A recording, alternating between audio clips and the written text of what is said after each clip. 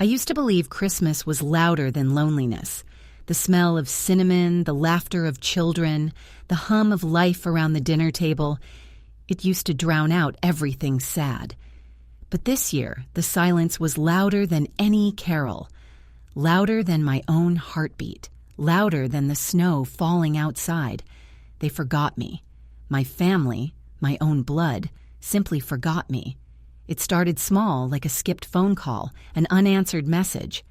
"We'll figure out Christmas later, Grandma," my daughter-in-law said in early December, juggling her laptop and a mug of peppermint coffee. My son, Ben, nodded distractedly, eyes glued to his phone. "Of course, Mom. We'll pick you up. You know we always do." But December moved fast when you weren't in their plans. Now it was Christmas Eve, and my phone was still quiet. No pickup time, no address, no Merry Christmas, Grandma, from my grandchildren, just the blinking red light on my answering machine. Blinking for nothing. I sat by the window in my old recliner, wrapped in the blue shawl my late husband George used to call my storm cloud. It still smelled faintly of cedar and peppermint. Across the street, the Harrisons' house glowed like a department store window.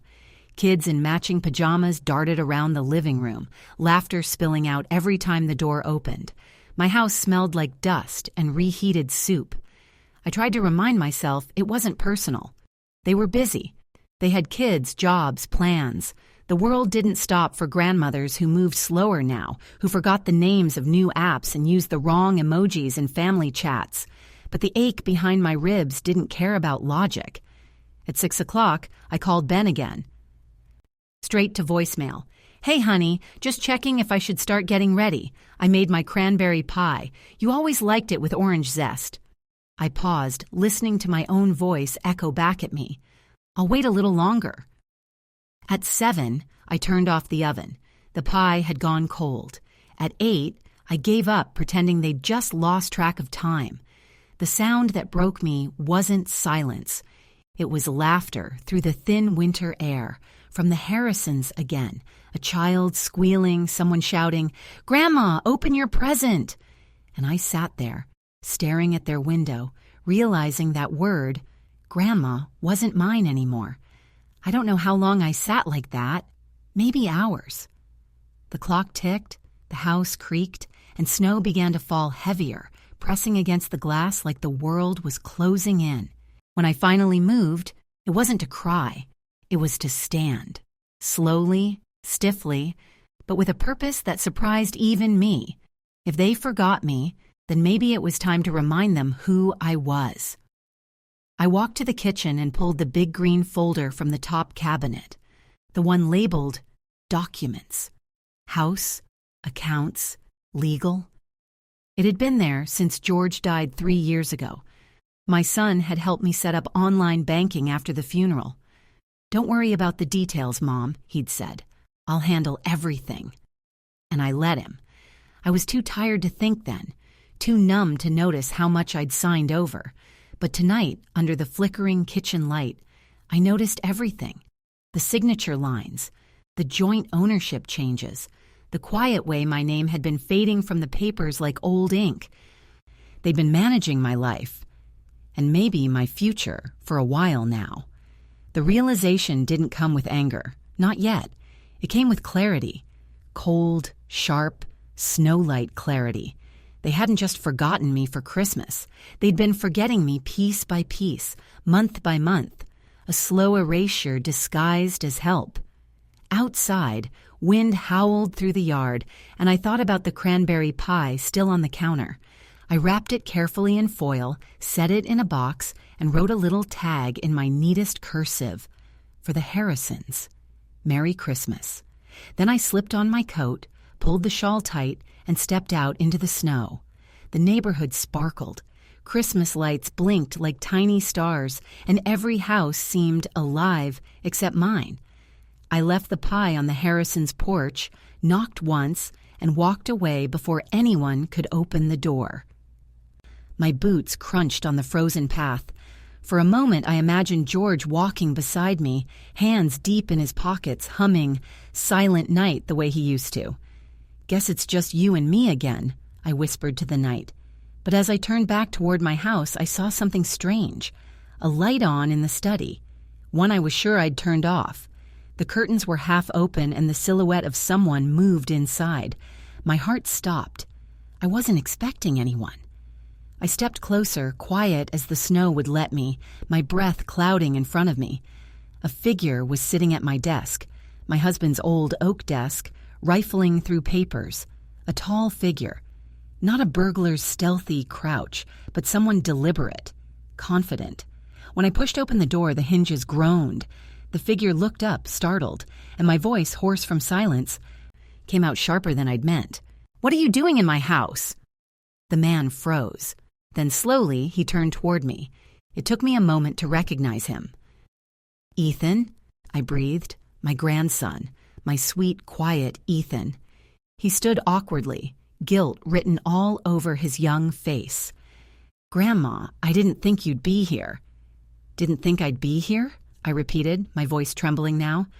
"On Christmas Eve." He swallowed hard, looking down. "Dad said you went to Florida. He told everyone you wanted to spend the holidays alone." The truth fell between us like shattered glass.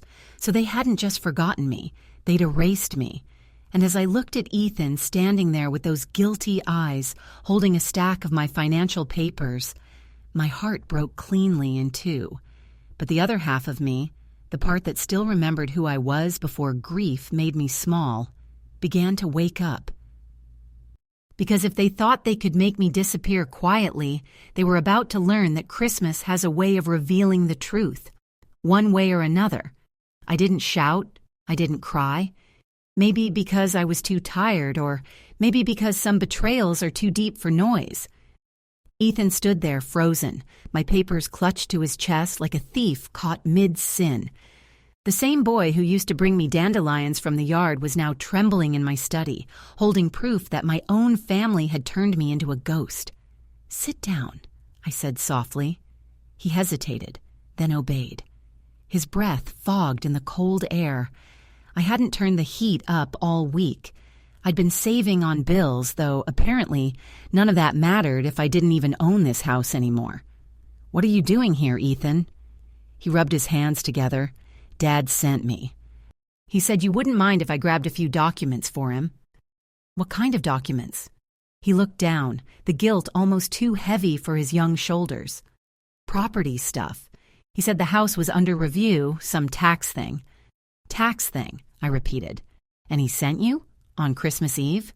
He couldn't meet my eyes. "He said you weren't here, Grandma, that you'd gone to Florida to visit Aunt Lila." I felt the words slice through me like thin glass. They had crafted a story where I didn't exist. It wasn't just forgetting. It was deliberate, convenient. If I didn't exist, I couldn't ask questions. I leaned back in George's old chair, the wood creaking beneath me. "Ethan," I said quietly, "did you ever wonder why I might leave without saying goodbye?" He finally looked at me, and for the first time I saw something besides guilt. Fear. "Dad said you were not doing well, that you needed rest, somewhere quiet." My voice broke before I could stop it. Rest from what? From everything. After Grandpa died, he said it wasn't good for you to be alone. I laughed softly, that brittle kind of laugh that sounds more like a sob. So his solution was to take the house and tell everyone I'd vanished. That's caring, is it? "Grandma, please don't be mad at me," he whispered. I didn't know. "I'm not mad at you, darling," I said, softer now. "But you need to tell me exactly what your father said. Everything." He hesitated, then nodded. The words came out haltingly. "He said the house was too much for you, that you wanted him to handle the legal stuff, that you gave him power of attorney. He said it was all official. Power of attorney." The phrase hit like a hammer. "Do you know what that means, Ethan?" He shook his head. "It means your father can sign my name, sell my home, empty my accounts, do anything he wants, all while telling the world I'm just resting." Ethan's lip trembled. "Grandma, I swear I didn't—" "I know, sweetheart, I know." The clock ticked on the wall, the only sound in the room. Outside, snow kept falling, soft and endless. I could feel the cold seeping into my bones, but there was something else building inside me too. Heat. The slow, quiet kind that doesn't flare, the kind that burns steady and deliberate. I stood and reached for the phone on the side table. The line still worked. That was something. "Who are you calling?" Ethan asked. "An old friend," I said. "A friend your father forgot existed." I dialed a number I hadn't used in years. George's lawyer. The one who'd handled our wills back when trust still meant something. It rang twice before a familiar voice answered. "Marion and Keller Law Offices. This is Tom." "Tom Keller," I said. "It's Joni Henderson." There was a pause. "Mrs. Henderson? My God, it's been years. How are you?" "I've been better," I said simply. "Tom, I think my son's been managing more than he should. I need to know if I still own my home." Another pause, heavier this time. "Do you have access to your files?" "Every last one," I said, glancing at Ethan's trembling hands. "Good. Don't touch anything else tonight. Lock your doors. I'll come by tomorrow morning, first thing. And Joni, don't let anyone else in." "Don't worry, Tom," I said. "I've already learned my lesson." When I hung up, Ethan was still staring at me, pale and small. "Grandma, Dad didn't mean—" "Your father meant every word, Ethan, but he's not the only one who knows how to make plans." I stood, walked to the mantel, and pulled down the framed photo of our first Christmas in this house. George's arm was around me. Ben was 8, missing a front tooth, grinning wide. I traced their faces with my thumb. "Do you know what your grandpa used to say, Ethan?" He shook his head. "He said never play chess with people who think you can't move your own pieces." I turned toward him. "Well, it's time your father remembered that." Ethan swallowed hard. "Are you going to tell him I was here?" "No. You came to see your grandmother. That's all you did tonight." He nodded quickly, relief washing over him. I reached into the drawer and pulled out a small silver flash drive. "But I need you to do something for me." "What is it?" "Take this," I said, pressing it into his hand. "If your father asks, say it's just old photos. But when the time comes, you'll know who to give it to. Promise me." He nodded again, eyes wide. "I promise." "Good boy. Now go home. Pretend you never saw me." I watched him disappear into the snow, his tall, thin frame swallowed by the white. For a moment, he looked like a child again, the one who used to help me hang ornaments and drink cocoa until midnight. Then he was gone. I closed the door, turned the lock, and stood in the silence of the old house. My hands were shaking, but my mind had never been clearer. They thought they'd written me out quietly, tucked me away like an old photograph. But tomorrow morning, they'd learn that the woman they erased still had ink in her pen, and a few things left to sign for herself. Outside, the town clock struck midnight. Christmas Day, the day they forgot me, and the day I began to remember who I was. Before we continue, please subscribe to the channel and hit the like button. Thank you. Morning came gray and silent, the kind of winter light that doesn't warm anything, just exposes the dust. I didn't sleep. I sat at the kitchen table all night with my coffee gone cold, my husband's old folder open in front of me. Every paper was a breadcrumb, leading to a truth I wasn't sure I wanted to face, but at least now I was done pretending. At 8:15 sharp, I saw headlights in the driveway. Tom Keller stepped out of a silver SUV, brushing snow from his coat. Same old Tom, tall, polite, always smelled faintly of aftershave and paper. When I opened the door, he gave me a look that was half relief, half disbelief. "Joni," he said, "I have to admit, when you called last night, I wasn't sure what to think. You sounded different." "I am," I said simply. "Come in." He set his briefcase on the table, glancing around the quiet kitchen. "You're alone?" "As ever." Tom nodded slowly. "All right, let's see what we're dealing with." I slid the folder toward him. He adjusted his glasses and began flipping through the pages. Property titles, joint accounts, investment transfers, all with neat digital signatures. Too neat. His tone shifted after the third document. Did you personally sign this one? I leaned forward. That's what I'm trying to figure out. He tapped the screen-printed page. This is an electronic authorization form, DocuSign, timestamp July 8th, 2023. The IP address listed here belongs to your son's office. So Ben signed it, I said. In my name. Tom exhaled through his nose. That's illegal, unless you explicitly gave him power of attorney. I didn't, I said firmly. He nodded, lips tightening. Then we've got a problem. For him, not you. He worked in silence for a few minutes, flipping through more papers. I watched his expression change from curiosity to disbelief to something darker. Finally, he pushed one page toward me. Here's the kicker, he said. This is a quitclaim deed. It transfers the house from your name to his and Allison's, your daughter-in-law's, effective October 15th. According to this, you sold it for $1.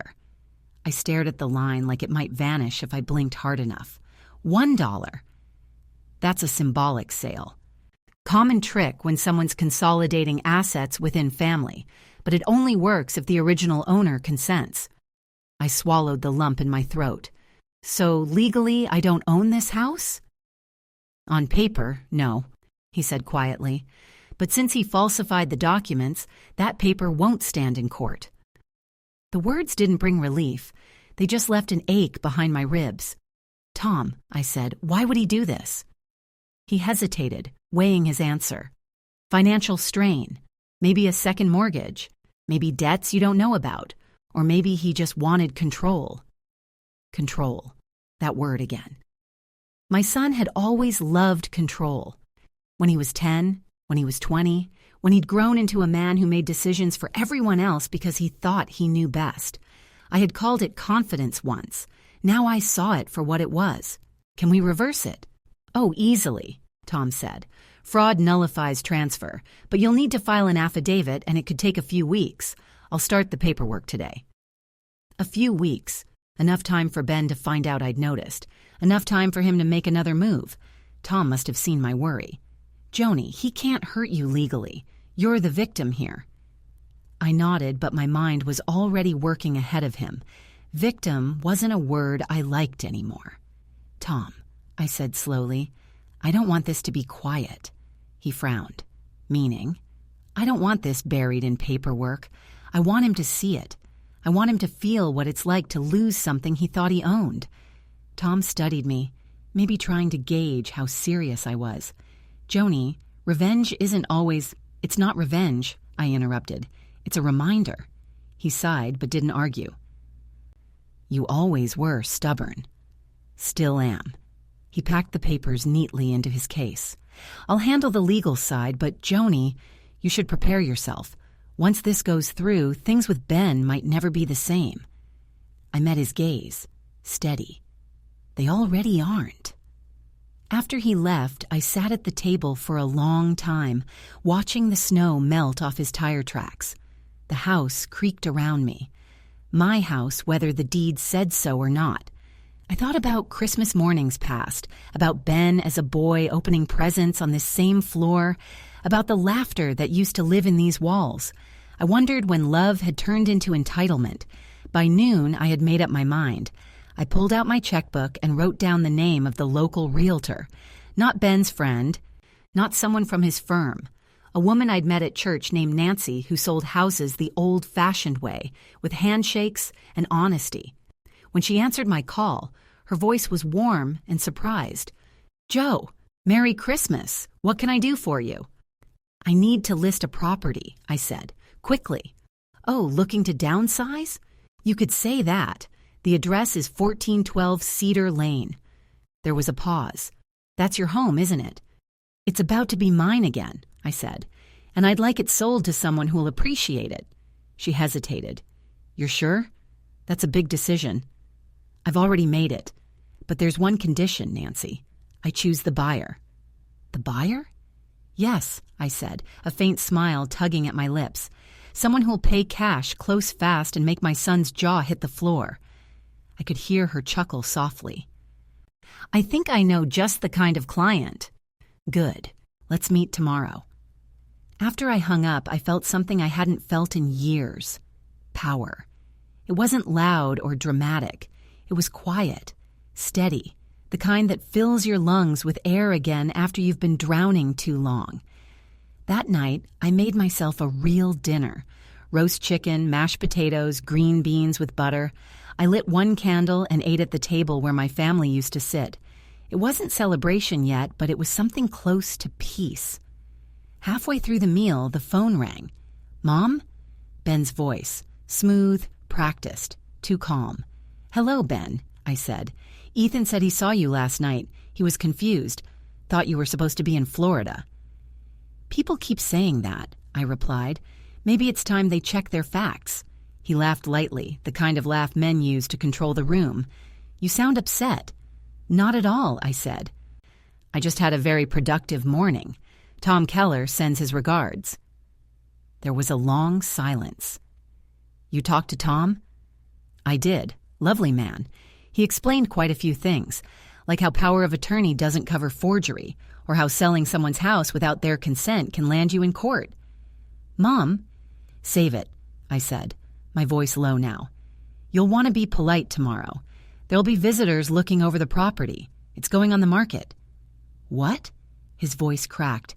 You can't. I can, and I am. Another silence. Then quietly, why are you doing this? I looked around at the empty house, the ghost of Christmas lights flickering outside. Because you forgot me, Ben, and when people forget who someone is, they need to be reminded. I hung up before he could answer. Outside, snow started falling again. Soft, endless, and strangely beautiful. It looked like the world was being rewritten in white. And maybe that was exactly what I was doing too. Tomorrow would bring noise, confrontation, maybe even tears. But tonight, the house was finally mine again. And for the first time in years, I didn't feel invisible. By morning, the sky had turned silver, and the air carried that sharp, metallic stillness before a storm. I was already dressed when I heard tires crunch on the driveway. I didn't even need to look. I knew that sound. Ben drove too fast in every season, like he could outrun guilt if he pressed hard enough on the gas. The doorbell rang once, short and sharp. No warmth, no hesitation. I let him wait a few seconds before opening it. He stood there in a dark wool coat, his hair perfectly styled, like he'd come straight from a courtroom. Behind him was Allison, my daughter-in-law, wrapped in fur and irritation. She didn't say hello. She never did. Mom, Ben started, forcing a smile. We need to talk. Do we? I said, stepping aside. Come in then, before the neighbors start wondering. They walked in like they owned the place, which, according to their paperwork, they did. Ben set his gloves on the counter, glancing around like he was checking for damage. Allison's eyes landed on the half-eaten roast chicken from last night. So you're still cooking, she said, her voice tight. That's good.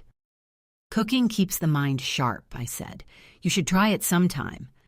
Ben cleared his throat. Let's stay on topic. Ethan told me you know about the house. Word travels fast when people lie, I said evenly. He tried to soften his tone, the way he used to when he was caught doing something as a teenager. Mom, this is just a misunderstanding. We were helping. You gave us permission months ago. I folded my arms. Permission? Ben, the only thing I ever gave you was my trust, and you forged it into your signature. He winced, eyes flicking toward Allison. She stepped forward, her voice syrupy sweet. Joe, honey, you must remember. We talked about it at brunch. You said you were overwhelmed by all the maintenance. You practically begged Ben to take over. I met her gaze. If I was overwhelmed, Allison, it was by your voice, not the house. Her smile faltered. Listen, Ben said quickly, palms up. No one's accusing anyone of anything here. You know I'd never hurt you. We just wanted to make sure things were in order. In order for who? I asked quietly. Because it seems to me the only person in danger of losing something here isn't me." He sighed, pretending patience. "Mom, I know how this looks, but it's not like we were selling the house out from under you." "Not yet," I said. "You were just warming up." Allison shifted, her coat rustling. "Joe, the truth is, you've been forgetful lately. It scared us. Ben thought maybe it was time you had help. Professional help." I raised an eyebrow. "Professional help?" I repeated. "Meaning what, exactly? A facility? A nice little rest home where I wouldn't get in the way?" Neither answered. That was answer enough. I smiled faintly. "You know, George used to say a man's true character shows up when money does. I used to think he was cynical. Turns out he was just observant." Ben exhaled through his nose. "All right, fine. You're angry. I get that. But you can't just sell this place out of spite. It's family property." "No, dear," I said softly. "It was my property. You just didn't read the fine print carefully enough." He frowned. "What are you talking about?" "Tom Keller stopped by yesterday," I said, savoring the way both their faces changed. "He's filing fraud claims as we speak. Every forged document, every unauthorized transfer, all of it. The house will legally return to my name within days." Ben blinked. "Mom, I'm not done," I said. My voice surprised even me, calm, sharp, unshakable. "While he handles the paperwork, I've already listed the house for sale. Nancy Parker's coming by this afternoon. She's bringing a buyer. Cash offer, no contingencies." Allison's mouth dropped open. "You can't be serious." "Oh, I've never been more serious," I said. "I'm leaving this place behind, and every rotten piece of manipulation that came with it." Ben looked like he'd been slapped. "Mom, you can't just— this is our home, too." "Correction," I said. "It was never yours. It was a loan, one you repaid with lies." Allison tried again, stepping forward, her tone switching to fake sweetness. "Joe, think about what you're doing. You're upset. You'll regret this later." "Maybe," I said. "But at least the regret will be mine, not the result of someone else's forgery." Silence stretched between us. Ben's face hardened, the charm slipping away. "After everything I've done for you—" I laughed, a dry, brittle sound. "For me, you took my home, my savings, and my name off the deed. You buried me alive in paperwork. That's not help, Benjamin. That's betrayal." Allison tugged at his arm. "Let's go," she hissed. "This is pointless." Ben hesitated. "Mom, please don't do this." I tilted my head. "Oh, I'm already doing it. But you're welcome to stay for the showing. Might be educational to watch how fast decency can buy back what greed tried to steal." He opened his mouth, then closed it again. For the first time, he didn't have a line to throw back. He just looked smaller. Not the successful lawyer he liked to play at, but the boy who used to sneak cookies and swear he hadn't. They left without another word. I watched their car slide down the snowy road until it disappeared. By the time Nancy arrived that afternoon, I'd baked another pie. Cranberry orange, my favorite. She came in with a woman about my age, kind eyes and a confident handshake. "Joe, this is Mrs. Patel," Nancy said. "She's looking for a place close to her daughter's family. Retired teacher, lovely woman." Mrs. Patel smiled warmly. "Your home feels like it's been loved, Mrs. Henderson."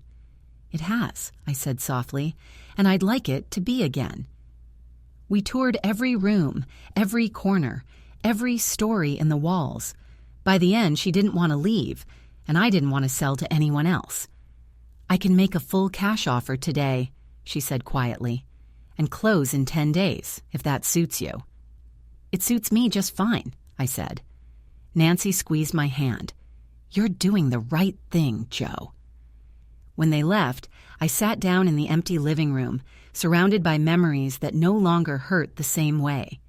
Outside, the sky had turned to dusk, that blue hour when the world feels both ending and beginning. I poured myself tea, sat by the window, and waited. I knew Ben would call again. He wouldn't be able to help himself. Sure enough, at 6:47, the phone rang. "Mom," he said, his voice tight, brittle. You sold it? Yes, I said simply, to someone who will appreciate it. What about us? Where are we supposed to go? I looked out at the snow, at the warm lights spilling from my neighbor's windows. Home, I said, wherever that actually is. He was quiet for a long time before he spoke again. You're punishing me. No, Ben, I said softly. I'm teaching you. You forgot who raised you, who built everything you're standing on. Sometimes the only way to learn respect is to lose what you took for granted. He exhaled, shaky now. I didn't mean for it to go this far. I know, I said. That's the saddest part. When I hung up, I didn't cry. Not this time. I just sat there listening to the wind and thought how beautiful it was to take your life back without shouting, just signing the right papers. Tomorrow I'd start fresh. New town, smaller house, fewer ghosts. But tonight I let myself feel something rare. Peace mixed with triumph. They forgot me on Christmas Eve. But I remembered myself on Christmas Day. The papers were signed 3 days later, 10 pages of neat legal language, initials at the bottom of each one. Tom Keller handled it with his usual calm precision, sliding each document toward me with quiet respect. Congratulations, Joni, he said as I signed the last page. The sale is official. The funds will clear by Monday morning. You're free. Free. Such a small word for something that big. He left soon after, his car disappearing down the snowy road. I stood in the front doorway looking out at the house one last time. Not as a prisoner, not as a mother betrayed, but as a woman who had finally finished something.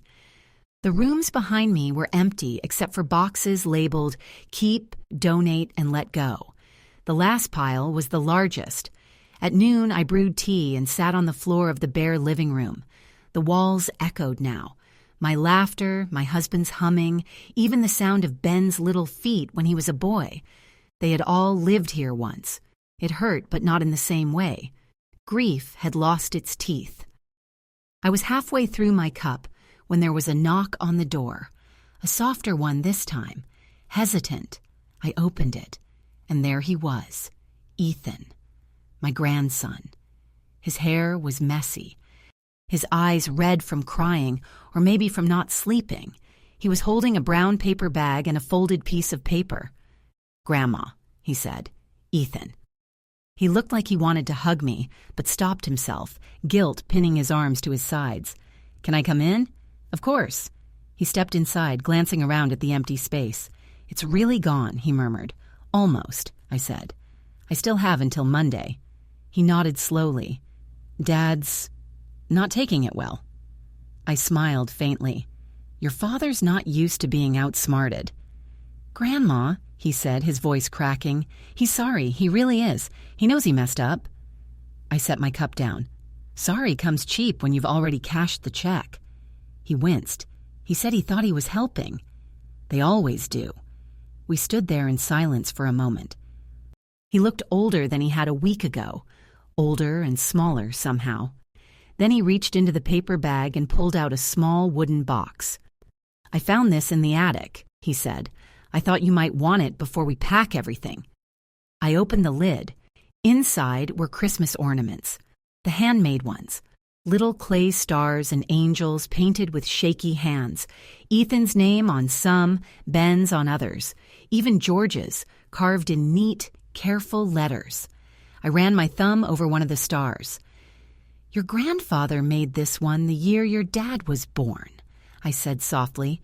He wanted to hang it at the top of the tree, but Ben insisted it go lower so he could see it better. He was 4. Ethan smiled faintly. Dad told me that story once. I wonder if he remembers it now, I said. Ethan reached into his pocket and unfolded the piece of paper. There's something else. I printed this from Dad's laptop before he could delete it. I frowned. What is it? He handed it to me. The page was an email chain, one that started with my son and ended with my daughter-in-law.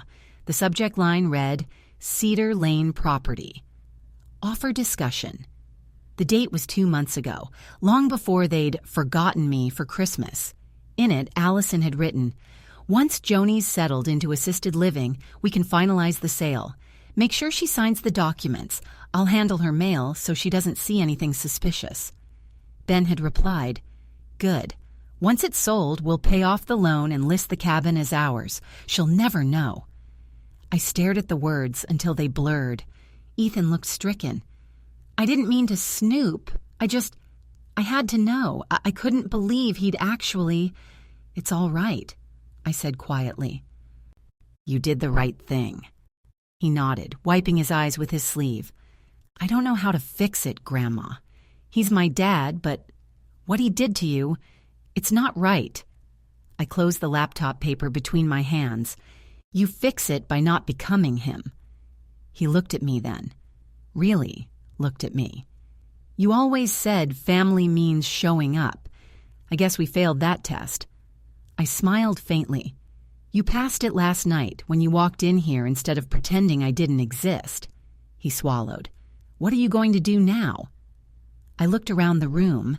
The light was fading, the snow outside glowing faintly pink under the setting sun. "I'm going to start over, somewhere small, somewhere that doesn't echo when I breathe." He hesitated. "Can I help you move?" "That depends," I said. "Will your father let you?" He didn't answer. We stood in silence for a long time. Then he stepped forward and hugged me, tight, like he was trying to say everything he couldn't find words for. I hugged him back, feeling the warmth of his coat, the quiet tremble in his shoulders. When he pulled away, he wiped his eyes again. "Merry Christmas, Grandma." "Merry Christmas, sweetheart." After he left, I sat back down at the table, the email still in my hand. It was proof, but it wasn't vengeance. I didn't need to ruin my son's life. He was already doing that himself.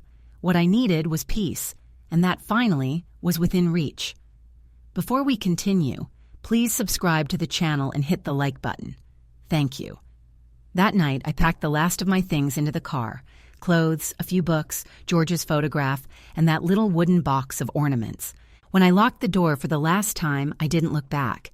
The house was quiet, but it didn't feel like loss anymore. It felt like release.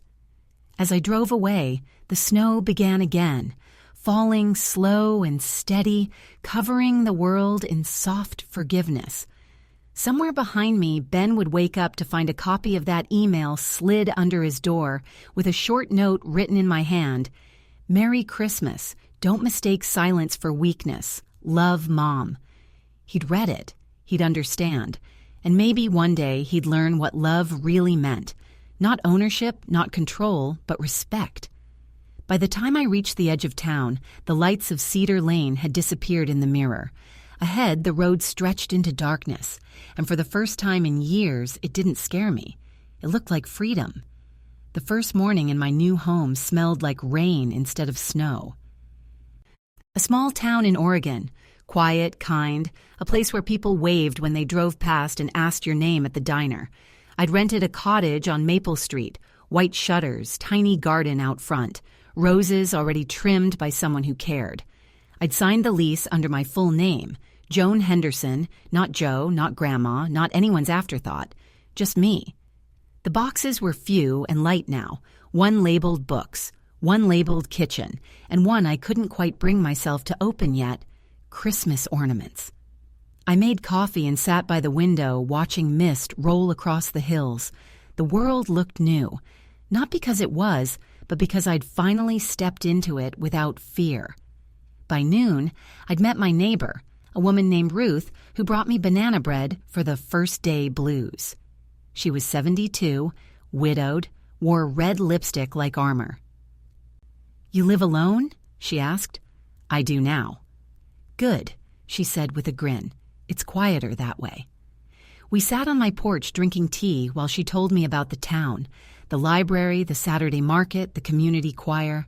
Her voice was warm and steady, and for the first time in months, I didn't feel like I was waiting for the next heartbreak. When she left, she said, "You've got kind eyes, Joan.